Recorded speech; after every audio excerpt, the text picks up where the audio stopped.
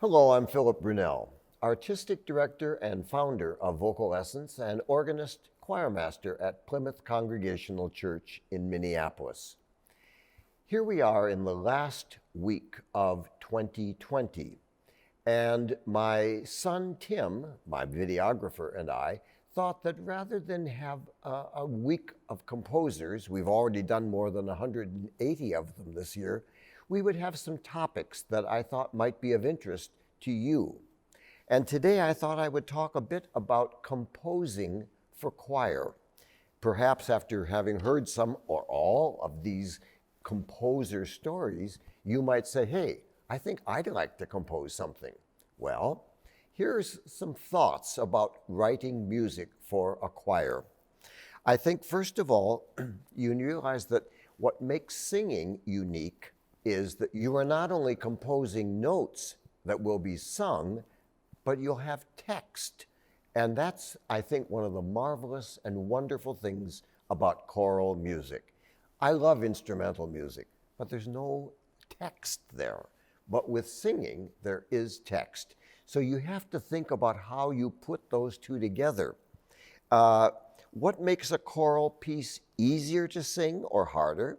Well, certainly the range. You have to, of course, think about if it's for a bass, what is the range of a bass? Well, a bass usually has about a 2-octave range from here, through here, up to here. So there's about a 2-octave range. A soprano is usually from about here up to probably. Now, of course, there are some sopranos that can go much higher. I remember at the University of Minnesota, there was a young student there with me who said, oh, I can sing very high. And I thought, yeah, right. And so I played this note. And she said, no, higher. And I went, how about, and then she said, higher. I mean, it was quite amazing. So there are people who have an unusual range, but mostly for a soprano, it would be somewhere in the neighborhood of up to about, or here, somewhere in there. Altos, a little bit lower. They should be able to go down to there and go up to about F. Again, they can go higher or lower. And tenors usually will go from, say, B or C and go up to like A flat or A natural. Again, all relative. So you need to know what the range is for your singers before you compose the music. You'll also find that which vowel they're singing makes a difference. It has always amazed me when people sing the Star-Spangled Banner, if it is pitched too high, if somebody is playing it, say, in C major, you get there, okay? Then when suddenly you get to, and that is, or the land of the free, the E vowel. Well, the E vowel up high causes some people to choke. So or they will modify, instead of singing E, they will sing fr, or the land of the fr.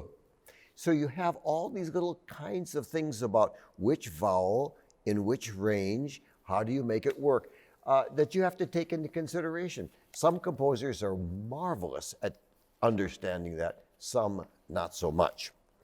I also thought that it was Duke Ellington, among many people, who thought of specific people when he was composing music.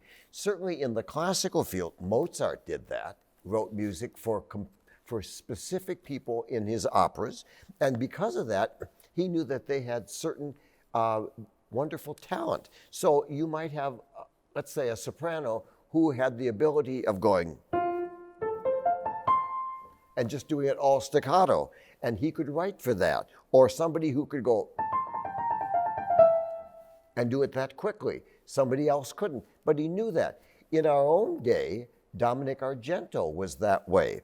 Dominic wrote much music for his wife, Carolyn, and it fit her voice perfectly. Someone else probably would have had more difficulty trying to do it. He also wrote a beautiful set of unaccompanied pieces for the soprano Maria Jetti. Again, he knew her voice, so he wrote for her voice, her range, and what she could do expressively. So composers have that ability. So if you want to write a piece of music and you know the singer, you're already one step ahead of the pack. Also, you have to think about harmony, and you have to think about, when you're writing for choir, how do you know that the chords will work for them? Obviously, easy chords like that, those are easier for people to sing. Now, if you were to give a choir this chord to sing,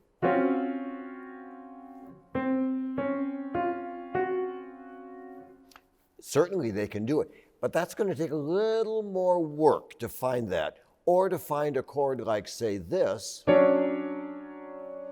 because you have this, not a problem, and then you add this, okay, but then you added this alto note.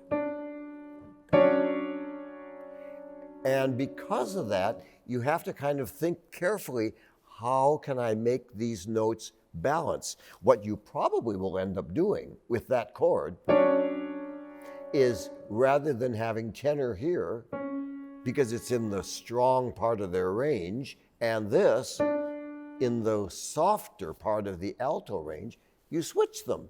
Have the altos sing this right here, and the tenors there.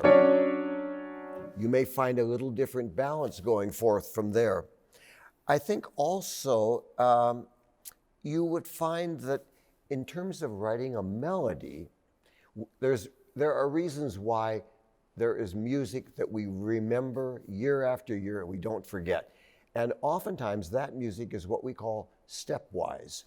So there's a reason why Joy to the World is easy to remember, because it's just stepwise. Easy. If it had been Joy to the World, the Lord is come, and it was this way, I doubt anybody would know it today. But they know that because it's very simple.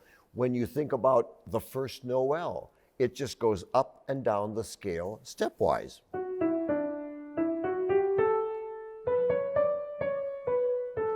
Up and down the scale. When you have a tune like, say, from Sound of Music, Do a Deer, we just go.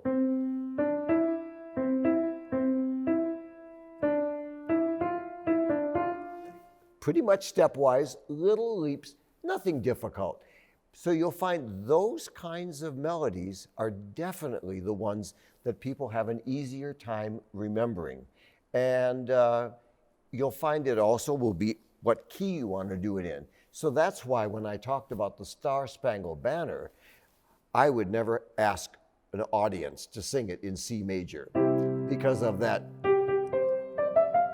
It's too high and people just give up. But if you played it, say, in A flat, it only would go. Most people can get that note out. That's a better way. Or even G. You know, it would start low, but when you get. So it has a pretty big range as a piece of music goes. So all of those factors are part of what composers think of when they're going to write choral music. So in 2021, if you're thinking about composing a piece, keep some of those ideas in mind. Have a wonderful day.